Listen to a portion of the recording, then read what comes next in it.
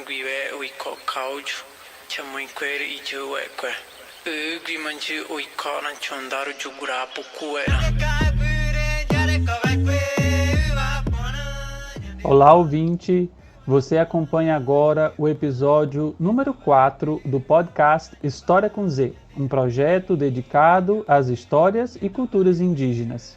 Este programa é feito por Tori, palavra que os indígenas Javaé usam para se referir a nós, pessoas não indígenas. Trata-se de uma ação de extensão da Universidade Estadual de Goiás, UEG, e é também uma iniciativa do Grupo de Trabalho de Ensino de História e Educação da Associação Nacional de História, Seção Goiás, AMPU-GO.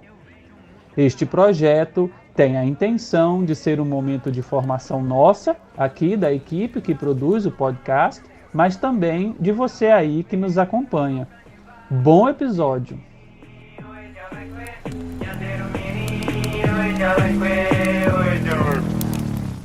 Continuar se reproduzindo nos espaços de poder durante o Império, durante a República, e a maior parte da elite política administrativa atual no Brasil, hoje, 2020, é descendente desses principais grupos políticos. E é bom a gente observar aqui, que a gente aprendeu no texto passado, que a elite política de São Paulo, a gente aprendeu lá na origem dessa elite política, nós temos os indígenas, né?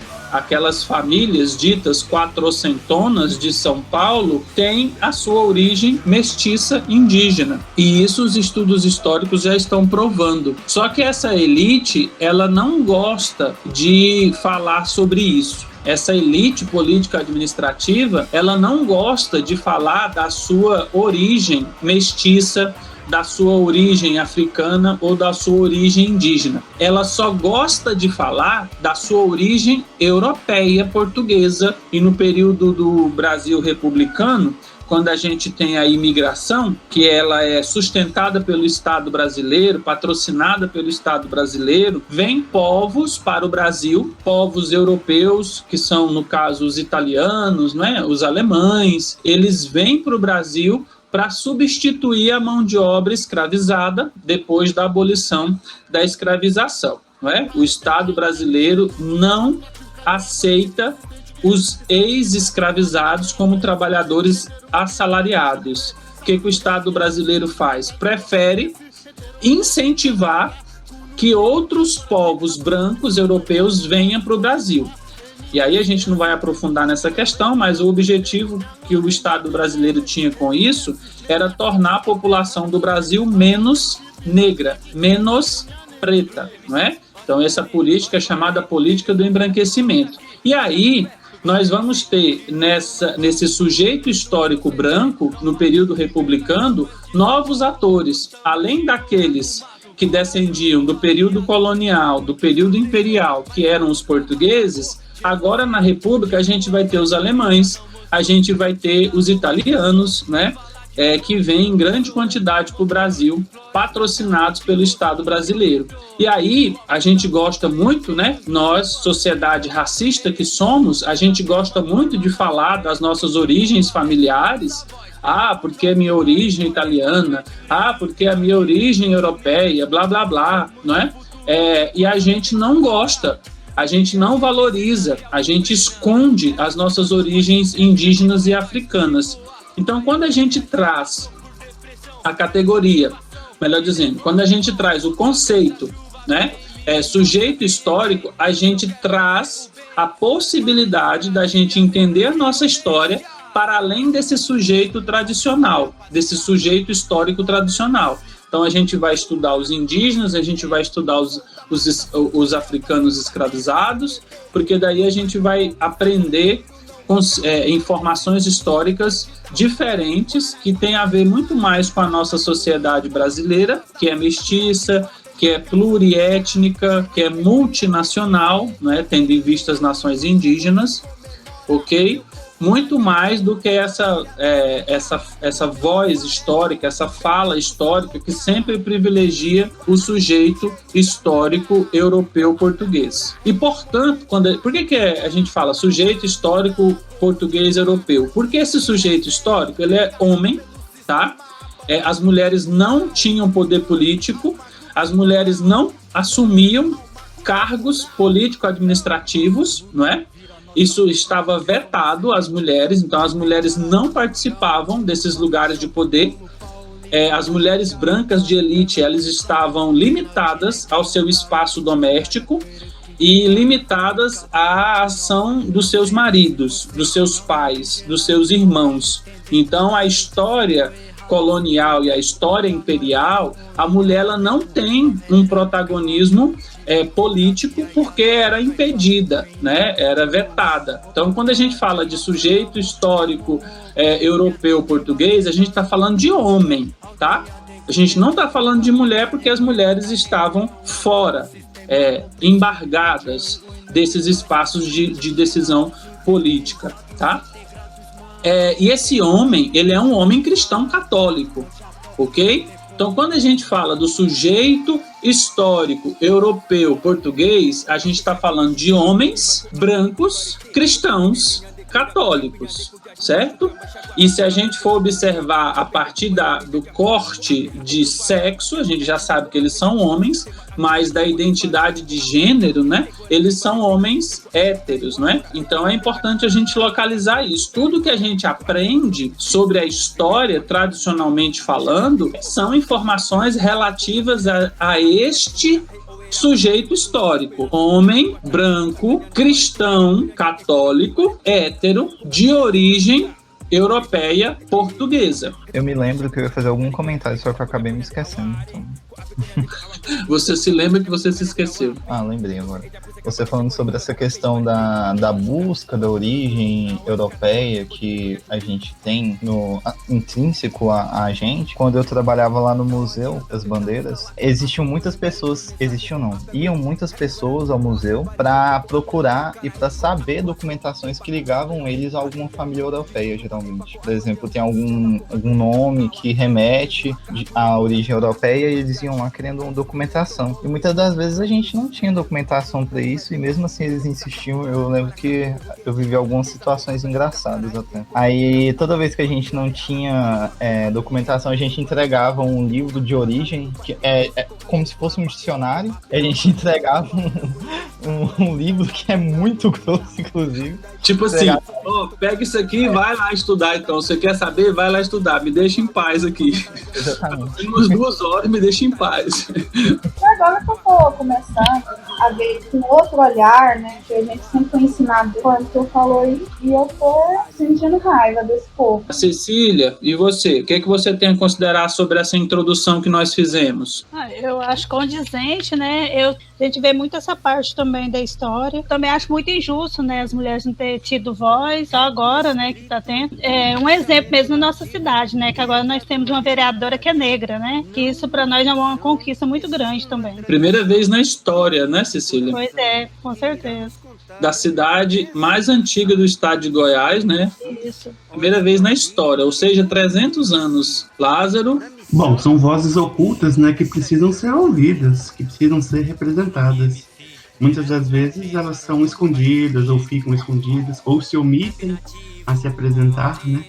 E aí acaba que fica valorizada a ideia do branco, a ideia do dominador, a ideia do europeu. Então, eu vejo isso. São vozes que precisam ser representadas, precisam ser ouvidas.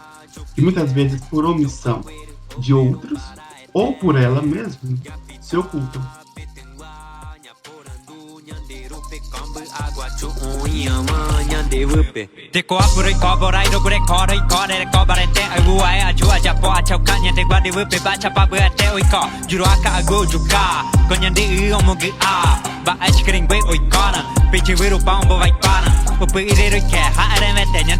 Todos os nossos documentos curriculares, desde a LDB, eles apontam que é obrigação nossa, professoras e professores de história, enfrentar o aspecto multicultural da sociedade brasileira. Se nós temos a obrigação de ensinar sobre essa característica da sociedade brasileira, multicultural, pluricultural, então a gente precisa de informações históricas para ensinar sobre isso.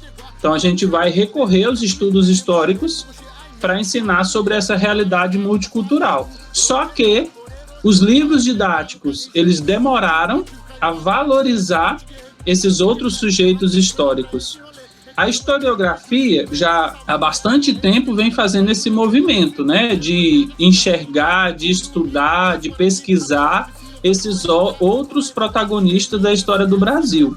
Só que os livros didáticos demoraram a atualizar, a trazer para o seu conteúdo essas informações que o conhecimento histórico-científico produzia, né? Isso é fato agora. Os livros de história distribuídos nas escolas, portanto, nas escolas públicas, os livros de história comprados pelo governo federal, né, por meio do PNLD, eles só são aprovados e, portanto, eles só são comprados pelo governo federal se eles tiverem essa perspectiva de valorizar outros sujeitos históricos para além deste branco europeu.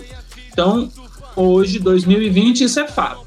Qualquer livro de história que você pegue distribuído nas escolas públicas, pelo menos na fala, eles trazem esses outros sujeitos históricos, né?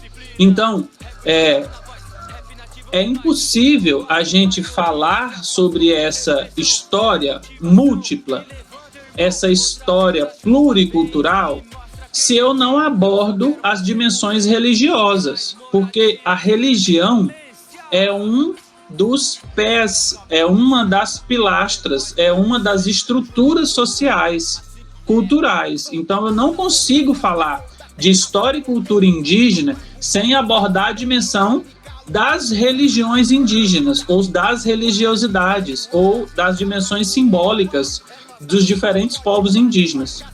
É impossível eu falar sobre história e cultura afro-brasileira, e aí é impossível mesmo, sem abordar a dimensão religiosa. Por quê? Porque durante o período da escravização, tanto na colônia quanto no Império, e depois também na República, são os espaços religiosos afro-brasileiros que vão preservar a maioria dos valores culturais trazidos de África.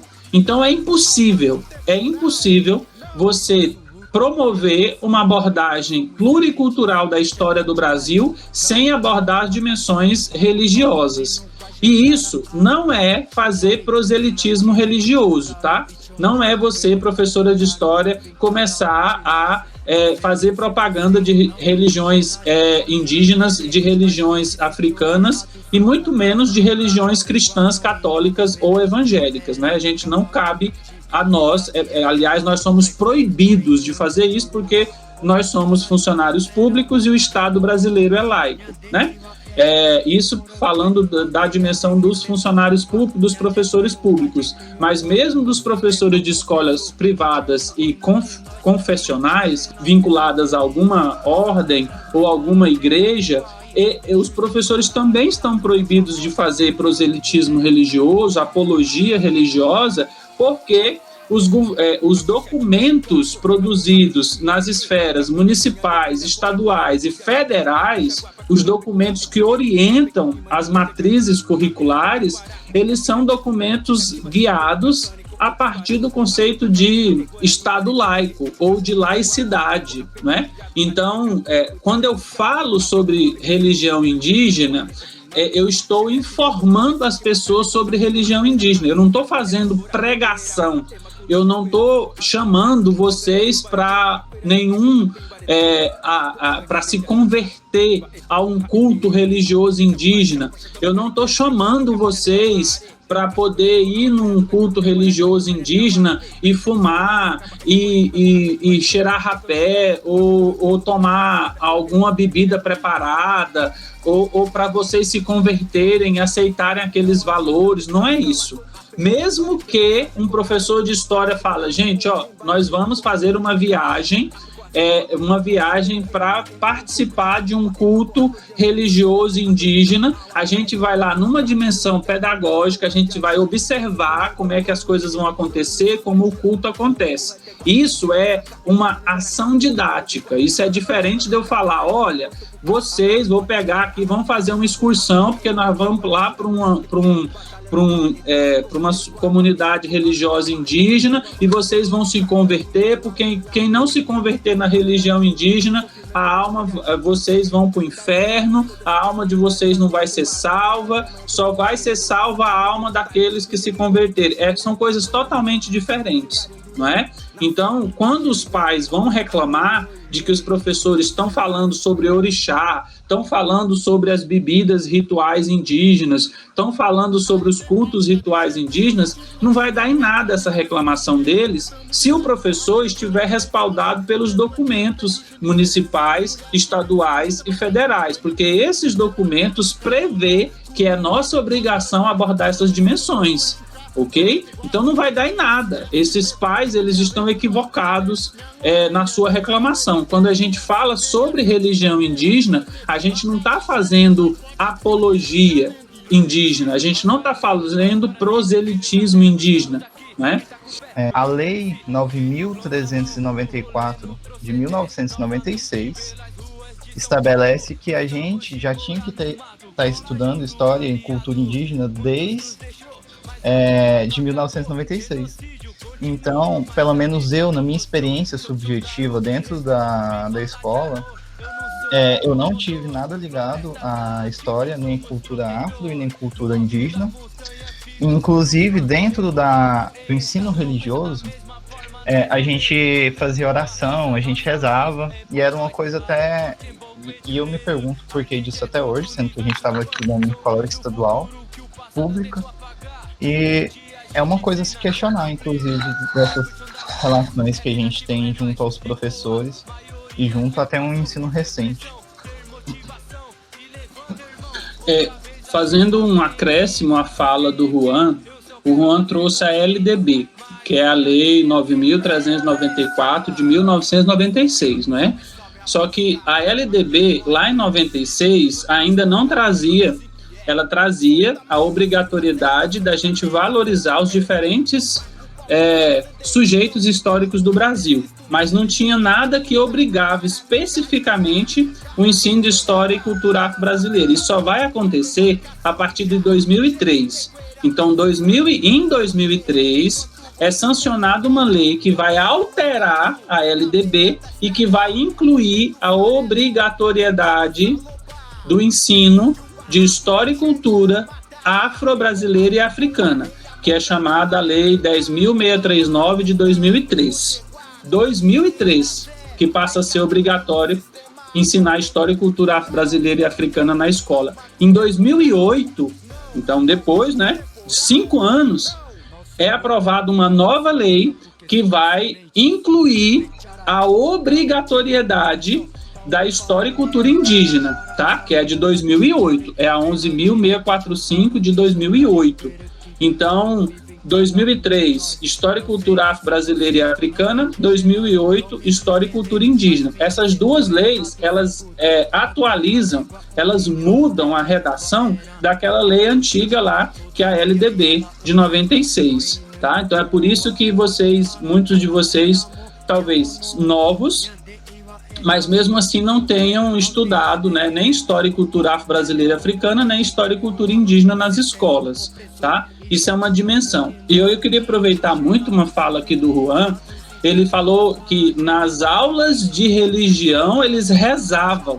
Eu vou dar uma de mãe de Ná agora, de pai de Ná, e eu sei quais eram as rezas deles, eu sei em qual língua eles rezavam. Olha como eu consigo prever o futuro, o passado, do Juan.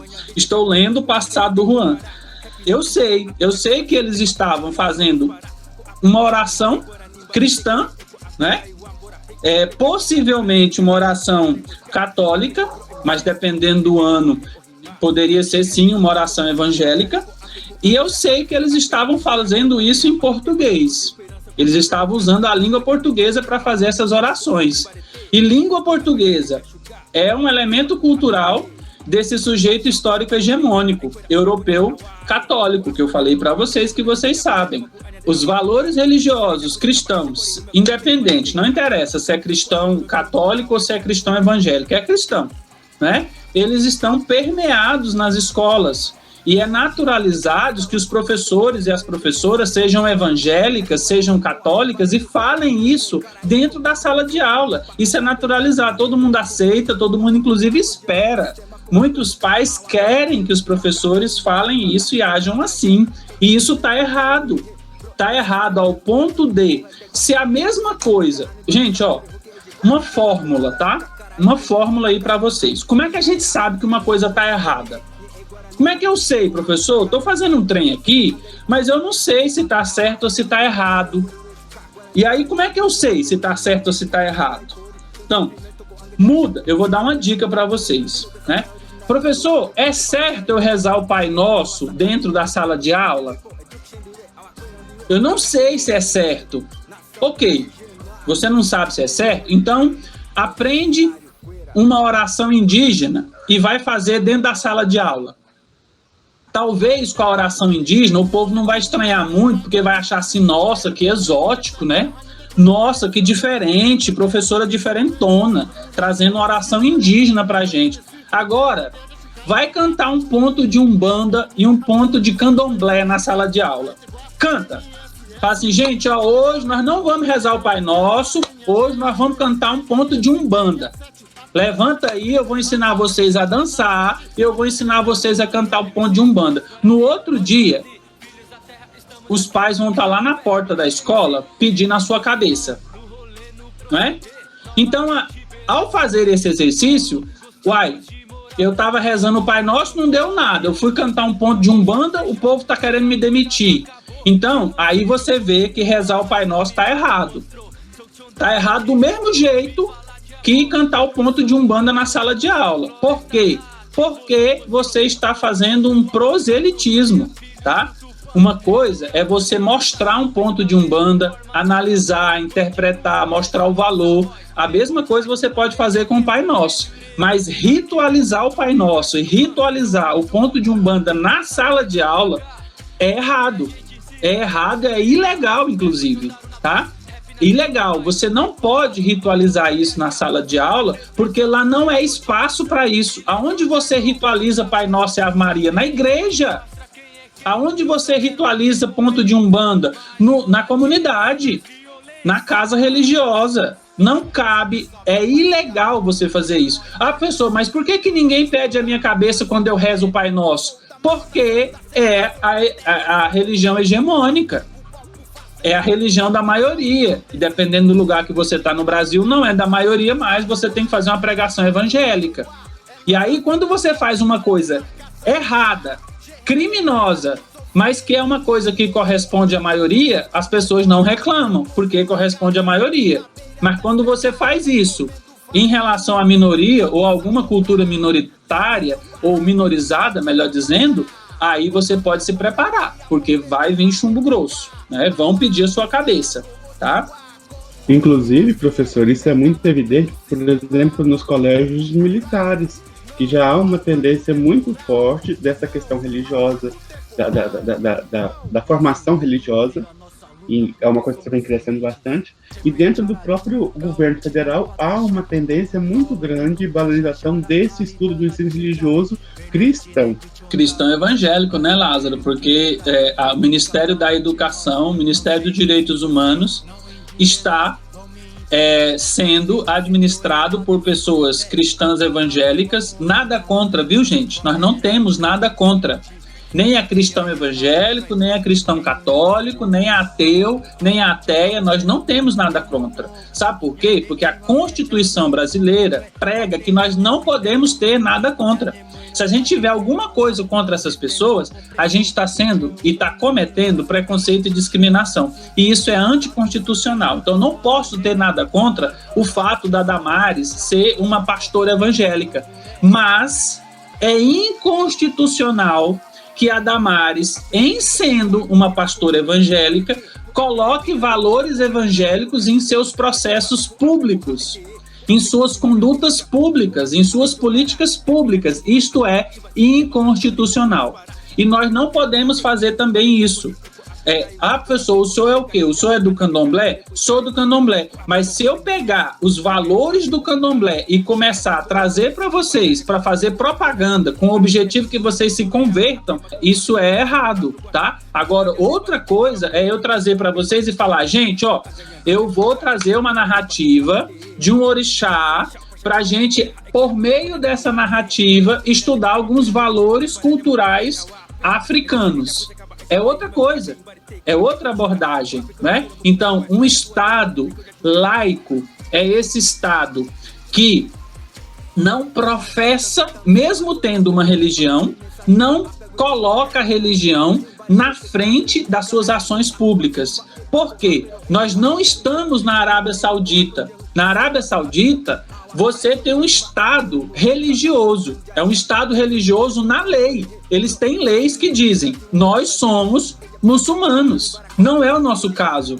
Até hoje, a sociedade brasileira não quis ter um Estado religioso. Mas as pessoas eram religiosas? Eram, a maioria era e é e vai ser por muito tempo. Mas elas não querem um Estado religioso, então o Estado tem que ser laico. As pessoas não são laicas, as pessoas têm as suas religiões, mas o Estado tem que ser laico. Como é que a gente resolve isso? Por que as pessoas têm religião, mas o Estado, numa perspectiva do Estado laico, democrático, não pode ter? Me responde isso. Por que o Brasil, hegemonicamente, sempre foi cristão, mas não quer ter um Estado religioso cristão? Por quê? A minha percepção que eu tenho sobre um Estado laico, o Estado laico ele tem o papel de respeitar as diversas religiões, por isso que ele é laico. Porque dentro de uma sociedade há diversas concepções culturais, diversos valores também, até, porque dentro de religiões tem valores, né? E mesmo que hegemonicamente os valores cristãos estão dentro da sociedade brasileira, ainda assim há uma diversidade cultural muito grande. E é até perigoso essas questões de uma justificativa de pessoas cristãs dentro do Congresso ou dentro de poderes, né? Que é até a discussão que a gente fez no podcast anterior, de justificar essas relações hegemônicas, ou seja, de justificar ir lá e tentar despedir o professor que tentou ensinar a cultura indígena e afro-brasileira. Então, é um poder que eles estão dando a essas religiões cristãs. Mas penso eu que o Estado laico tem o papel de preservar, inclusive, as diversas culturas existentes dentro do próprio território. Por isso que ele é laico. Não em um sentido de que não pode existir religião. Ele é laico no sentido de que pode existir diversas religiões dentro do próprio território. E por isso que ele tem que ser laico, justamente por ele ter o papel de respeitar essas religiões. Portanto, eu posso dizer que essa laicidade no Brasil ela é falsa, fantasiosa? É uma utopia, talvez? Ela não é falsa porque ela está constituída, né? Ela é lei. Por isso que ela não é falsa. Mas há pessoas que estão em relações de poder maior, não sei se poderia dizer assim, mas que usam dessas relações de poder para impor as religiões próprias. Essa provocação do Lázaro ela é fundamental e eu gostaria que mais pessoas se posicionassem sobre o que o Lázaro perguntou. Se a laicidade no Brasil é falsa, é um fingimento. Pelo menos de quando eu estudava, acho que até o 4º ano, a gente se reunia no lugar lá da escola, lá, tipo no pátio, aí tinha que escutar o hino nacional e fazer uma oração do Pai Nosso. Eu não sei desde quando entra em vigor essa coisa de Estado laico, eu acho que por agora tá começando realmente a ser igual tá no papel, um documento, mas antigamente não era muito assim, não. O Estado laico brasileiro é uma falsidade, é um fingimento, é uma conversa para boi dormir? Eu acho que sim, porque eu acho assim que, querendo ou não, o catolicismo foi sempre o forte, né, dos brasileiros, assim. Aí também, depois dessa religião, eu acho também que os evangélicos também veio com força total, porque todo lugar que você vai tem uma igreja evangélica. Mas também, por outro lado, a gente vê a força do negro, porque o candomblé está com muita força ultimamente. É uma religião que para a gente é desconhecida, porque desde os nossos avós a gente foi educado para pensar que o catolicismo é a base de tudo, que ele que é o certo, que devemos seguir ele. Até as pessoas que fazem história, elas vão ver que a gente deve ter um respeito, porque existem várias religiões, assim, às vezes para a gente o que é desconhecido para nós, para outras pessoas não é, né? É uma coisa normal, igual a pessoa que vai na igreja católica, por exemplo, as pessoas vai fazer oração, tudo em silêncio, né? Às vezes fazem oração, e vai na evangélica, é totalmente diferente, porque eles oram assim, aclamando mesmo, sabe? Às vezes eles gritam, choram, rolam no chão, então é umas coisas assim muito diversificadas que aos olhos da pessoa tem um estranhamento, e cada um tem um jeito de manifestar diferente, igual o candomblé mesmo, quando eles recebem aqueles guias deles, né? Eles bebem, eles fumam, né? Eles dançam, então falam com voz diferente. Então tem gente que se vê isso, tem uns que acham que é falsidade, outros acreditam, outros não. Então assim, é uma mistura assim muito grande, né, que nós temos de religiões. Eu acho que eles têm um guia, o guia assim do povo brasileiro, eu acho que tá mais assim pro catolicismo, e depois acho que em segundo lugar vem o evangelho. Aí eles discriminam um pouco o candomblé, eu acho que justamente porque vem dessas classes mais pobres, que são os negros, né? Cecília trouxe mais um monte de pontos para nós, né, Juan? É importantíssimo a gente lembrar que é uma lei, né? Está instituído, está na Constituição, mas a gente percebe também uma grande... A gente vê a discriminação, entende? Mas eu também acho importantíssimo lembrar que, como é lei, nós podemos recorrer, né? É por causa do Estado laico que nós podemos recorrer quando a gente é excluído, quando a gente é discriminado. A gente sabe que a lei é importante lembrar que é lei, mas a gente vê muita intolerância. No entanto, a gente tem que lembrar lá que é uma lei e que a gente pode recorrer quando nós somos excluídos, nós somos discriminados. Então, não, eu creio que não seja uma farsa justamente por poder recorrer quando acontece algum tipo de discriminação religiosa, por exemplo. Quando o senhor diz que o professor ele não pode fazer esse tipo de coisa em sala de aula, que é reunir os alunos para fazer uma oração, para fazer o Pai Nosso ou para rezar a Ave Maria, eu posso recorrer, então eu posso... Porque eu me lembro de ter uma professora que ela nunca perguntou qual era a religião do povo da sala, mas juntava e orava o Pai Nosso e rezava a Ave Maria. Então, nessa situação, a gente pode recorrer? Pode e deve. Só que não é muito comum, né? As pessoas vão estranhar, vão achar que você está de brincadeira, mas deve.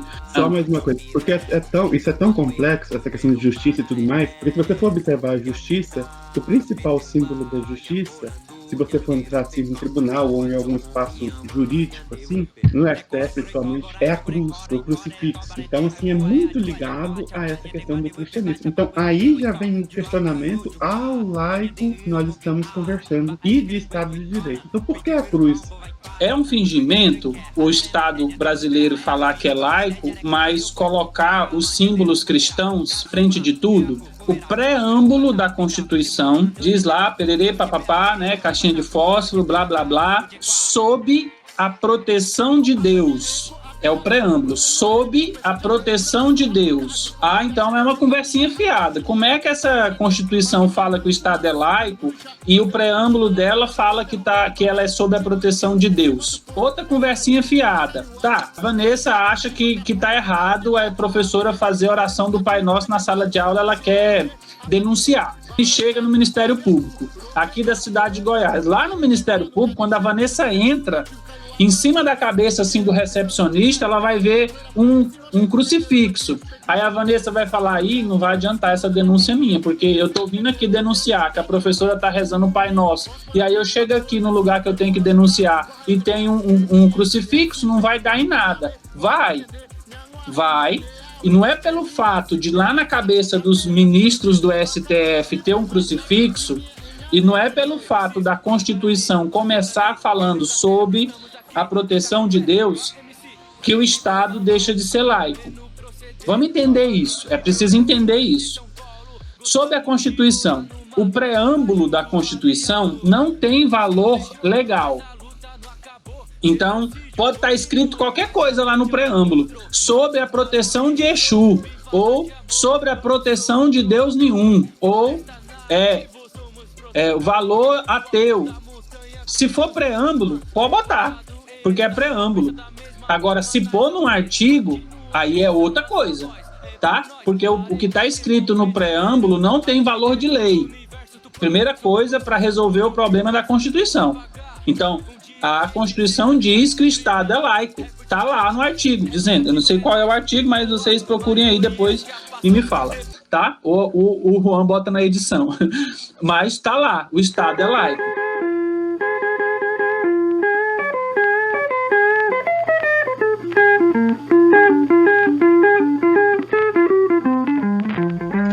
Olá pessoal, tudo bem com vocês? Aqui é o Juan. Bom, a pedido do Eusébio, eu vim conversar um pouco com vocês sobre o Estado laico, né, e a sua concepção histórica, a sua formação histórica constitucionalizada.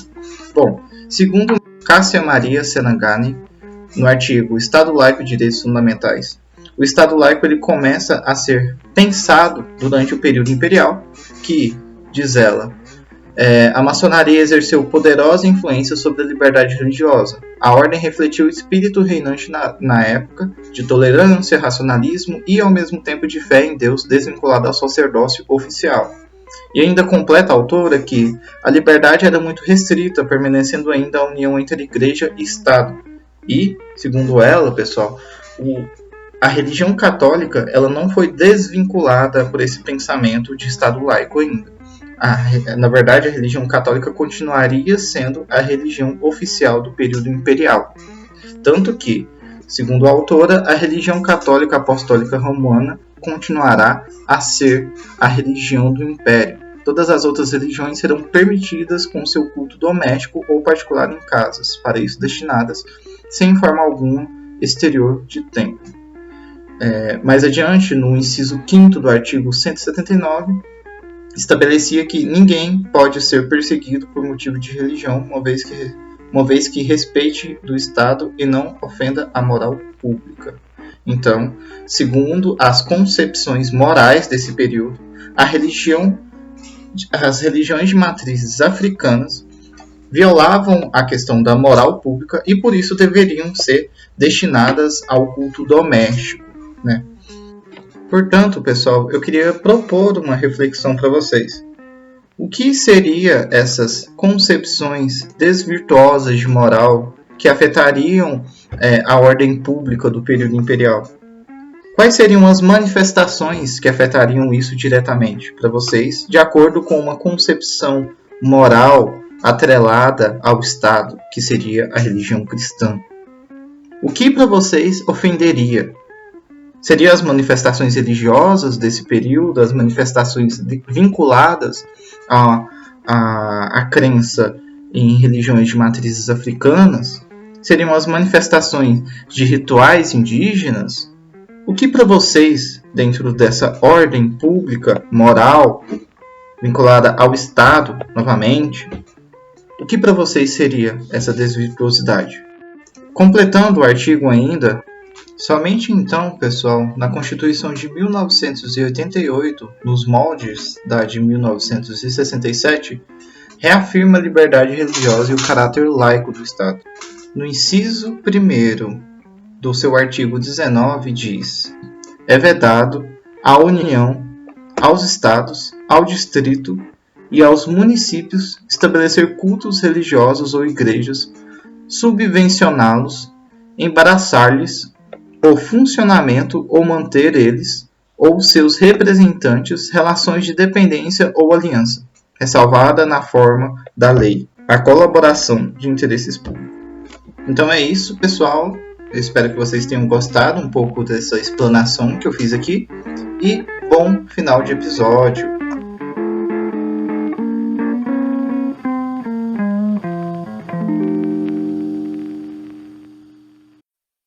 Jawu a Opamba Ramonje pé Jaguatá Tenondé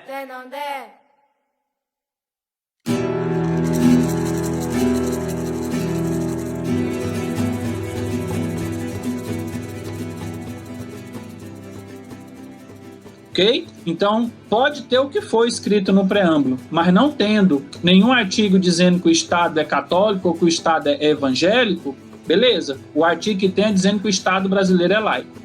Ok, resolvi a questão aqui da Constituição. Vamos resolver a questão da Vanessa indo no Ministério Público e aí vendo um crucifixo lá.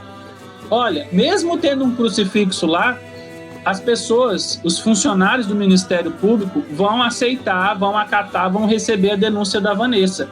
E o processo que a Vanessa abrir vai correr dentro da instituição até chegar no STF. E não é porque lá, em cima da cabeça do STF, tem um crucifixo, que eles vão decidir coisas que não estejam na Constituição. Porque o que o STF diz, qual é a função, gente, do STF? Qual é a função da justiça? Qual é a função? Interpretar as leis, não é? Então, o STF vai fazer uma interpretação da Constituição para decidir sobre a denúncia da Vanessa.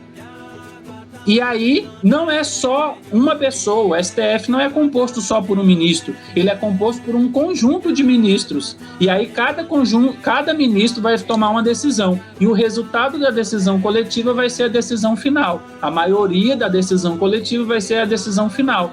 E qual é a função do STF? Decidir as coisas a partir da Constituição. Então, mesmo que o ministro, mesmo que a Carmen Lúcia, mesmo que o Joaquim não sei o quê, mesmo que o Fux não sei o quê, seja cristão, evangélico, católico, quando eles forem tomar uma decisão, o que eles vão levar em consideração? É o que o pastor da igreja dele está dizendo? Não.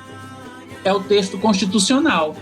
Então, eu posso ser evangélico e juiz, e eu vou tomar uma decisão não guiados pelos valores evangélicos, mas pelos que está posto na lei, ok? É óbvio que eu posso interpretar essa lei a partir dos valores evangélicos, mas eu não estou sozinho. A minha decisão de juiz de primeira instância pode ser recorrida em segunda instância e pode chegar no STF. E se chegar no STF, a decisão vai ser tomada por um colegiado, não é só por uma única pessoa.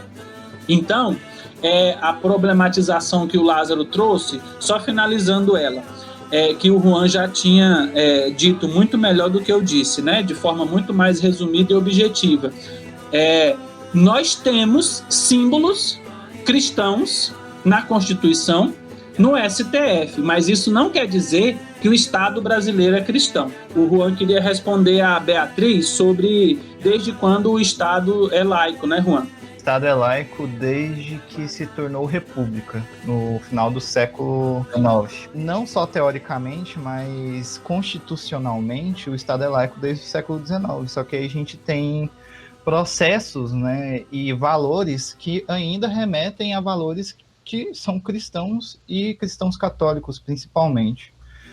Durante o período da ditadura militar, por exemplo, a gente vai ter um governo institucionalizado pelo regime militar, imposto, a partir de 1964, que vai revalorizar a moral e os bons costumes, principalmente para as questões de veto, para as questões da censura, tudo que envolvesse a moral e os bons costumes cristãos, principalmente.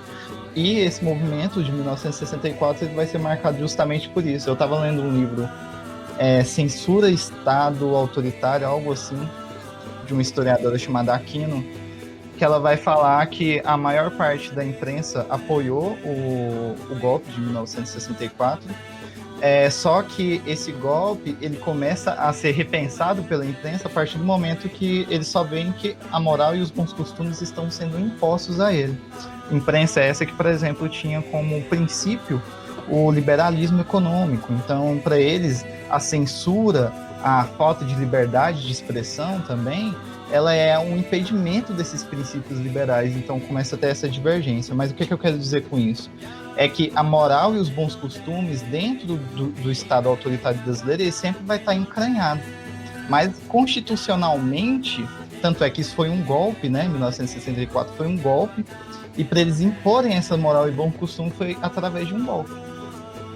Então, constitucionalmente, o Estado, desde que foi república, desde que o Estado brasileiro se tornou república, ele é laico. Então, eu gosto muito, Juan, dessa pergunta da Beatriz, né? Desde quando o Estado é laico? Então, isso é muito importante. E a gente só vai aprender isso nas aulas de história, com boas professoras de história, com bons professores de história. Por exemplo, no período da colônia, você poderia ser morto. Você poderia ser... porque havia pena de morte, né? No período da colônia, tá? Coisa que agora o povo está querendo trazer, né? Então, o povo aí que está defendendo pena de morte está trazendo coisa lá do passado, viu? Do século XVI, do século XV, ok? Então, vocês, por favor, se atualizem. Para dessa idiotice de defender pena de morte. Então, lá na colônia, você poderia ser, inclusive você, Beatriz, você poderia ser assassinada pelo Estado se você fosse denunciada fazendo qualquer coisa religiosa que não fosse católica. Inclusive protestante, viu? Você poderia ser assassinada pelo Estado, porque no período colonial, Estado e Igreja tá junto. Os reis de Portugal e Espanha são chamados reis católicos. Os reis de Portugal e Espanha, que vai colonizar toda a América, recebeu uma carta papal dizendo: vocês são representantes de Deus na Terra. Qualquer coisa que vocês fizerem é vontade de Deus. Então, Estado, no período colonial, é Estado e Igreja, junto, ok? Uma das principais funções do Estado era converter, era aumentar o poder dos cristãos, não é, na Terra. Não se esqueçam disso. Então, no período colonial e depois no período imperial, era proibido, por lei, qualquer manifestação religiosa que não fosse católica. Ah, professor, eu lá no Império não poderia ser evangélico? Poderia. Você poderia ser evangélico, mas não poderia abrir igreja no Brasil. Não poderia fazer culto público. Você poderia professar os seus valores evangélicos, mas dentro da sua família, no espaço privado. Era proibido ter igrejas evangélicas no período do Brasil Império. E aí, só um parênteses, foi eleita uma vereadora evangélica em Goiânia defendendo o Império Brasileiro. Coitada, né? Só coitada dessa pessoa. Está defendendo um período na história que ela não teria ter o direito de ser evangélica. Então, fecha parênteses, né? Então, até a Constituição de 1891, que o Juan falou, que é a Constituição da República, é proibido você ser evangélico. E se era proibido ser evangélico, gente, imagina se não era proibido bater um tambor. Imagina se não era proibido tomar uma ayahuasca. Imagina se não era proibido, tá? Aí, depois de 1891, o Estado brasileiro se declara laico e aceita e permite que os evangélicos abram igreja e façam cultos públicos. Mas mesmo falando isso, o Estado não aceitava as casas de candomblé. Mesmo falando que era laico, não aceitava e prendia. A casa de candomblé, para funcionar, tinha que o sacerdote tinha que ir lá pedir autorização do delegado para fazer um culto religioso, mesmo a Constituição dizendo que ele poderia fazer porque o Estado era laico. Isso só vai mudar em 1988, tá? Ou seja, eu já tinha, em 1988, 10 anos quando isso vai mudar. Então, é a Constituição de 88 que vai ampliar a dimensão de laicidade e vai dizer, olha, ok ser católico, ok ser evangélico, mas ok também ser do candomblé, ok também ser de religião indígena, tá? Então, essa ampliação da dimensão de Estado laico só acontece em 1988, com a Constituição de 1988, tá? Então, isso é muito importante a gente contar essa historiazinha para os nossos irmãos evangélicos, porque talvez os evangélicos eles não tenham a memória, os pastores e as pastoras não ensinam esses irmãos evangélicos na igreja sobre o tempo em que eles eram perseguidos pelo Estado brasileiro. Porque talvez, se esses irmãos evangélicos soubessem dessa história, eles não perseguiriam como eles perseguem as pessoas de outra religião. Eles não seriam intolerantes como eles são com as pessoas de outra religião. Então, os irmãos evangélicos, as irmãs evangélicas, por favor, vai estudar a história da sua própria religião para saber o tanto que vocês sofreram no Brasil imperial. Porque talvez, sabendo disso, aprendendo isso, vocês não façam isso com o povo do espiritismo, com o povo da Umbanda, do Candomblé, das religiões indígenas. Ok? Então, fechamos aí o que a Beatriz trouxe. Desde quando o Estado é laico? O Estado é laico, como o Juan ensinou, desde a República, desde a Constituição de 1891, mas esse valor da laicidade só é ampliado em 1988. A Cecília trouxe uma outra dimensão. O catolicismo sempre foi forte até 1980, tá? De 1980 para cá, nós temos uma tendência religiosa de o principal grupo, o grupo que está mais crescendo em termos quantitativos e de poder, inclusive poder econômico, são as pessoas evangélicas, tá? Pela primeira vez na história do Brasil, nós tivemos um governo federal cuja maioria é evangélica. E mesmo o senhor presidente da República, o governo Bolsonaro, né, ele não tendo uma posição, porque hora ele fala que ele é evangélico, aí ele vai ser batizado no Rio Jordão, lá em Israel, outra hora ele fala que ele é católico, ele não sabe o que ele é, né?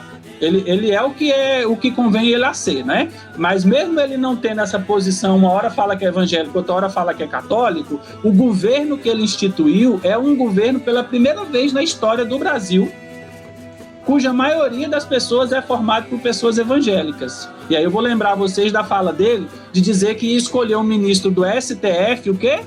Um ministro o quê? Evangélico? Qual foi o adjetivo? Terrivelmente evangélico. Só que ele não fez isso.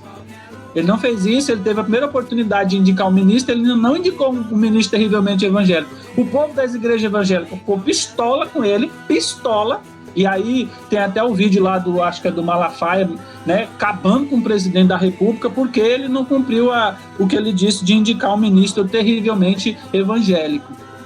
Mas mesmo, gente, que ele indique um ministro terrivelmente evangélico, se esse ministro for bem formado, se esse ministro tiver noção da função que ele tem que desempenhar, esse ministro terrivelmente evangélico, ele vai trabalhar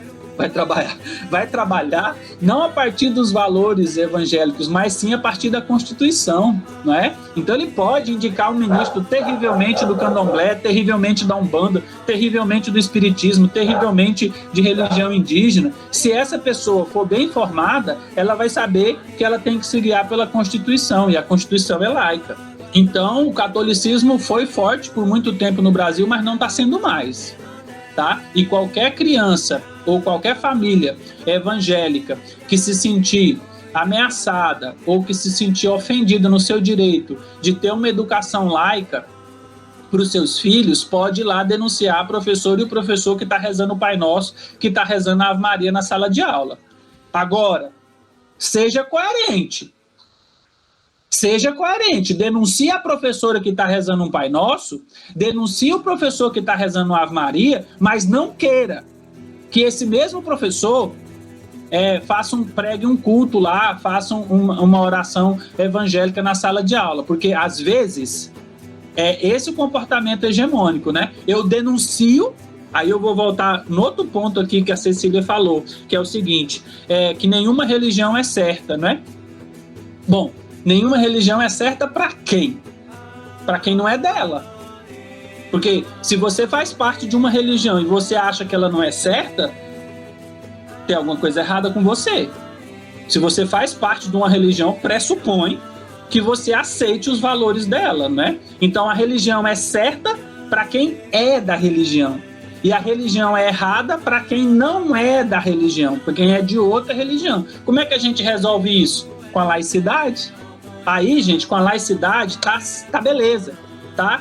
Eu sou evangélico e acha que a minha religião é certa, beleza, porque o católico também é católico e acha que a religião dele é certa, o evangélico, o espírita, o umbandista, o candomblessista, o da religião tradicional indígena, todos vão ter a sua religião, vão achar que a sua religião é certa, achar que a religião do outro é errada, mas isso vai ter uma estrutura superior a essas disputas religiosas internas, que é a ideia de laicidade, ok? Então, toda religião é certa? Nenhuma religião é certa? Não, pera lá. A religião é certa para os seus adeptos. E quem é adepto de uma religião vai olhar para outra religião e vai dizer, não está certo, porque faz parte da lógica religiosa isso. A lógica religiosa defende a sua lógica como verdadeira, como dogma, e defende a outra como errada. Porque se não fosse assim, não haveria essa necessidade de conversão, estaria todo mundo bem obrigado na sua própria religião. E a gente sabe que não está, né? Que as pessoas ficam nessa disputa para dizer, não, a minha religião que é certa, você tem que se converter, entregue a sua alma para Jesus, venha se batizar, blá, blá, blá, blá, blá, blá. Mas vocês podem se engalfiar à vontade, porque o texto constitucional é laico, ok? O texto constitucional está dizendo, olha, gente, você pode ter religião que você achar que precisa ter. Inclusive, você pode não ter religião nenhuma. Aqui no Brasil, e tá beleza, você não vai ser perseguido por isso. Você não vai, em tese, deixar de receber uma educação pública por isso. Você não vai ser proibido de conseguir um trabalho por isso. Você não vai ser proibido de nada por isso. Isso no texto constitucional. A gente sabe muito bem que se você for de candomblé e for para o trabalho com os símbolos da sua religião de candomblé, você pode ser demitido ou hostilizado. Mas aí cabe ao Estado, cabe ao indivíduo recorrer e buscar seus direitos, não é? E aí também falou da ideia que eu acho que eu preciso falar aqui, que é da ideia de moral e bons costumes. Principalmente o Juan trouxe essa fala para nós. A lei, eu vou voltar lá na história do direito, tá? A sociedade, quando ela inventa essa coisa chamada lei, foi em determinado momento da história, ok? Antes, muito antes, as leis não eram escritas e as leis estavam circunscritas à dimensão religiosa. Então se confundia, como eu falei para vocês, Estado e religião. O Estado é religioso. Muitos estados atuais são, como, por exemplo, os estados árabes, né? Muitos deles são teocracias, são governos teocráticos, né? Mas na Europa, com o processo de revolução industrial, com o processo de revolução burguesa, começou a ter uma separação entre lei religiosa e lei político-administrativa, lei do Estado, ok? E esse processo se separa ao longo da história até o ponto em que nós estamos agora.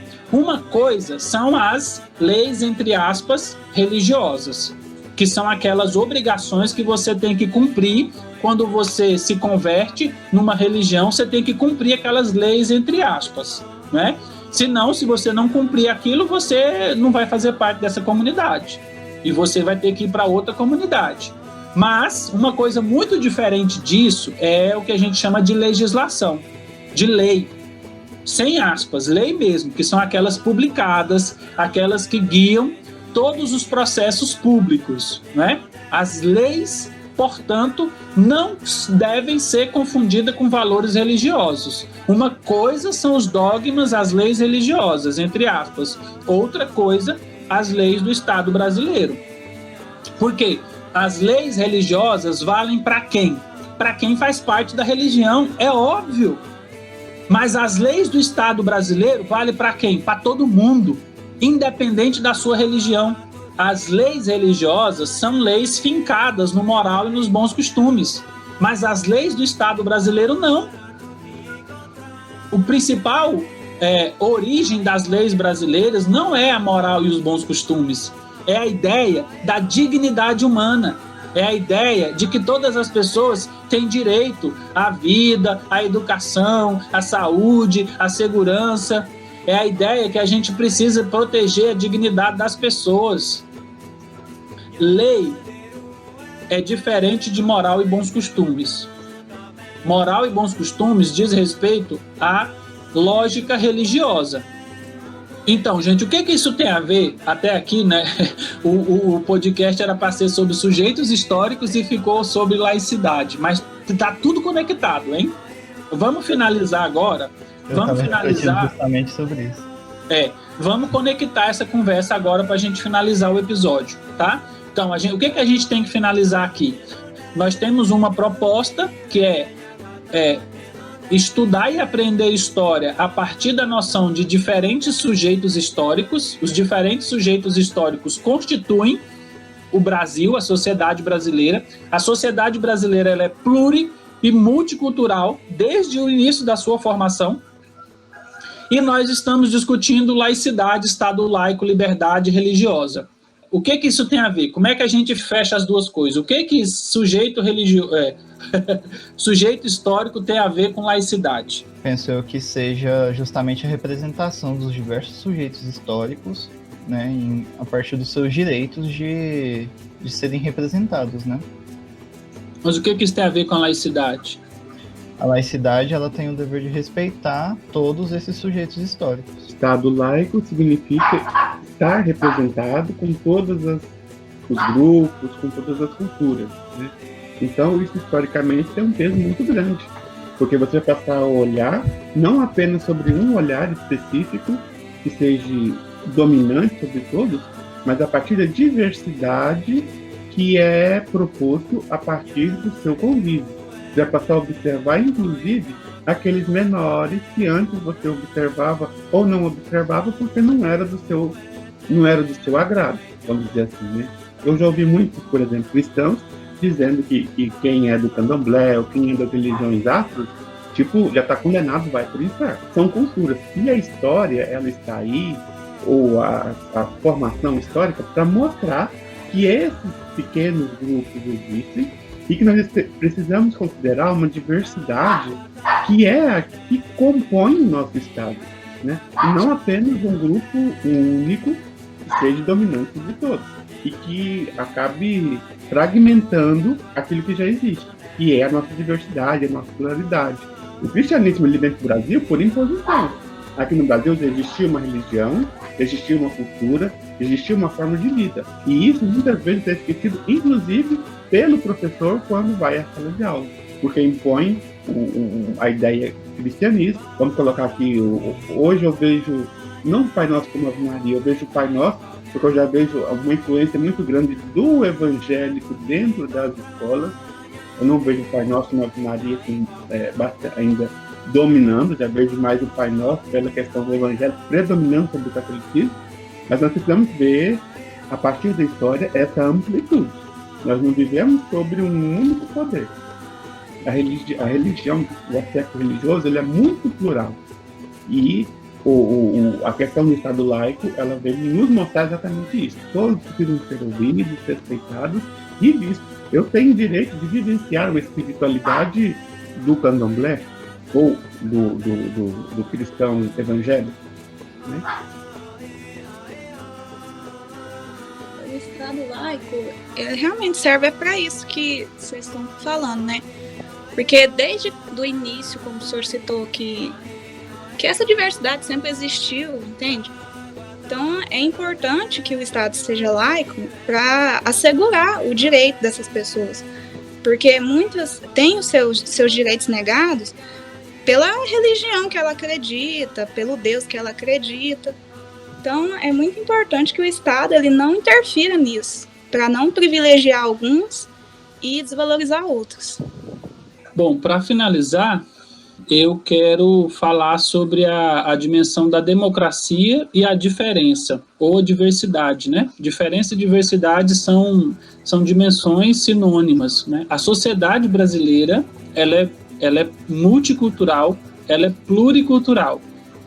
Se eu for observar os povos indígenas, e a gente vai fazer esse exercício aqui, a gente vai ver o tanto de povos indígenas, o tanto de diversidade indígena, de diferentes nações, diferentes etnias e, portanto, diferentes culturas e diferentes religiões conviviam, que existiam no Brasil colonial antes da chegada do catolicismo.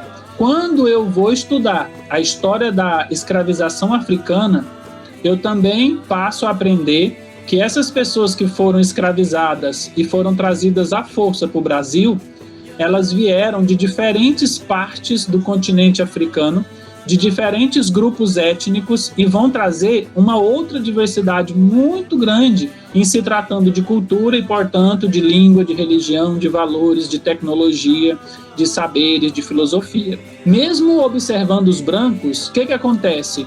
Mesmo observando os brancos, no século XX, o Brasil estimula a vinda de outros povos brancos, né, além dos portugueses, como, por exemplo, os italianos, os espanhóis, os alemães, mas também os asiáticos, os japoneses. Então, o que o Brasil é, se eu posso falar uma coisa sobre o Brasil e eu não vou errar, e é até óbvio, é que o Brasil ele é formado desde sempre pela noção de diversidade, de diferença.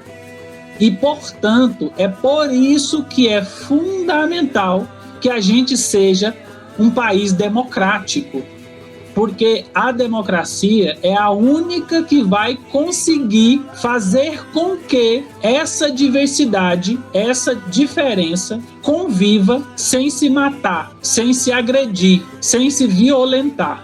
Professor, a democracia é o governo da maioria? Não deve ser. Se o raciocínio é esse, que numa sociedade democrática manda quem é maioria, não é democrático. Democracia é aquela situação em que a sociedade, mesmo que tenha uma parcela da sociedade que seja maioria, como é o caso dos cristãos, sejam cristãos católicos ou cristãos evangélicos, que é nosso caso, essa sociedade é democrática quando essa maioria reconhece o direito do outro, que não é cristão, de existir, de viver, de ter dignidade. E essa maioria vai se responsabilizar pelo direito das culturas minoradas ter dignidade, ter vida, ter casa, ter saúde, ter educação, ter segurança. Isso é uma sociedade democrática. Uma sociedade democrática não é aquela em que a maioria manda na minoria. Uma sociedade democrática é aquela em que a diferença e a diversidade têm os mesmos direitos. Mesmo que esses direitos sejam diferentes para cada um, o objetivo dessa diferença de direitos é conquistar uma situação em que, repetindo, a vida, a moradia, a saúde, a educação e a segurança sejam para todo mundo, independente se é indígena, se é negro, se é preto, se é pardo, se é amarelo, se é branco. Isso é que é democracia. E é por isso, então a gente encerra mostrando a importância de nós, sociedade pluricultural, multicultural, ser uma sociedade democrática. E aí eu acho que vocês também podem fazer um encerramento agora, uma fala de encerramento. Eu penso que é bom a gente relacionar o que a gente está discutindo hoje com o conteúdo que a gente já gravou também. Que a gente está gravando esse conteúdo sobre sujeitos históricos justamente porque a gente estava lendo um texto sobre os indígenas e a historiografia, que envolve a história indígena, né? Ou seja, a escrita da história dos indígenas como sujeitos dessa história também, como agentes políticos dessa história. E então, a gente saber o que são sujeitos históricos é muito importante para a gente ter consciência de que o quão é importante integrar essas pessoas dentro da historiografia, dentro de uma linguagem acadêmica e também educacional, né? Pra gente ter consciência histórica da importância que essas pessoas tiveram dentro da nossa história brasileira. Eu acho que assim, a gente precisa... Porque se a gente for pensar a história, ela é uma construção e uma reconstrução de tudo que nós vivemos. Então é o momento da gente construir, repensar, rever as nossas atitudes, os nossos gestos, reconstruir a partir daquilo que a gente vai vendo ao longo da história, né? Muita coisa precisa ser mudada. Então, conversamos aqui hoje, vamos voltando atrás em alguma coisa, em muitas coisas, pensamento, da ideologia, nós queremos andar para trás ou para frente? A história pode nos ajudar muito nessa questão, né, da construção, da reconstrução, da desconstrução dos nossos sujeitos históricos. Eu acho que é muito importante, porque só através da história que nós podemos ter esse conhecimento, né, dos sujeitos históricos e, assim, basear com a nossa realidade e verificarmos, assim, o quanto eles foram importantes, né, para a gente hoje ter essa visão de que algumas coisas que a gente não concorda com eles não se aplica hoje, né, de repente aplicaria naquela época, né, que aí a sociedade vai se modificando e a sociedade vai tendo a mente mais aberta, né, dando vazão, assim, para novos pensamentos, para uma democracia justa, né, igual você falou mesmo, que não é assim para todos, é como se o indivíduo tivesse voz, no caso, né? Que é onde o indivíduo vai ter voz e vai pôr o seu entender sobre aquilo. Aí a gente vai perceber também que o entender de outrora, né? Assim, pode ser, deu base para esse entendimento de hoje, porque devido às pessoas de outrora que agora, na nossa realidade, nós podemos fazer diferente e modificar o que a gente acha que não está condizente, né? Mas sempre dando vazão à história, porque é através da história que nós percebemos o quanto nossos antepassados foram injustos, né? Que agora nós temos o papel fundamental para poder mudar a partir do que nós temos agora. Nós temos que fazer uma luta, né? Tem uma luta para mudar essa situação de opressão que as minorias vêm sofrendo no decorrer de tantos anos, né? E é igual o Juan falou, a gente tem que ter consciência histórica, né?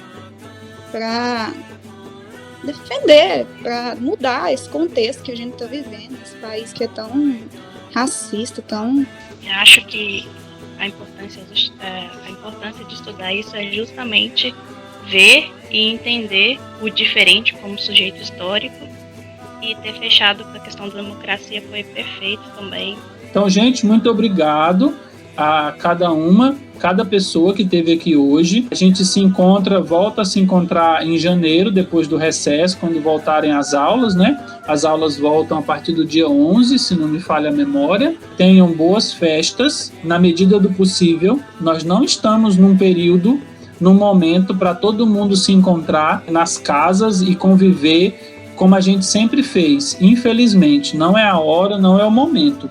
Então, boas festas para nós, mas com responsabilidade, principalmente responsabilidade com o outro, né? Quando a gente se preserva, a gente também está evitando que o vírus chegue em outra pessoa que a gente não consegue controlar. Então, é muito difícil controlar a propagação do vírus, muito difícil. Por isso, a importância da gente ter atitudes e práticas seguras. E uma delas é manter o distanciamento social e evitar aglomerações. E sobre o ano que vem, eu estou evitando de desejar um feliz ano novo.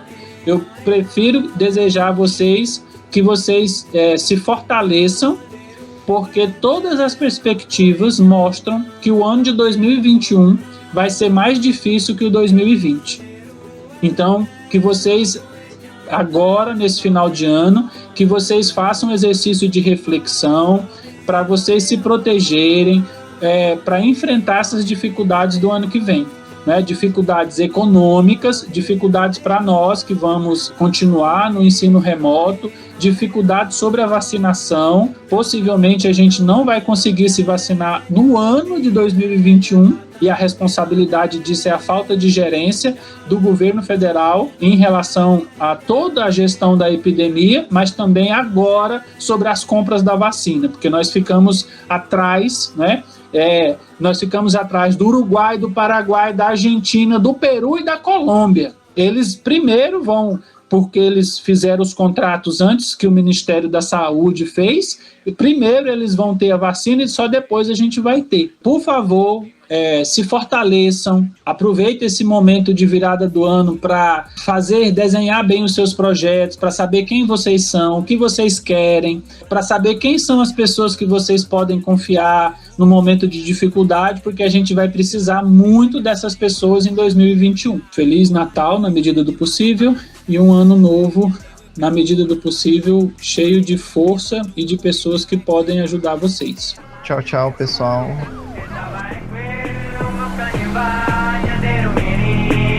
Ella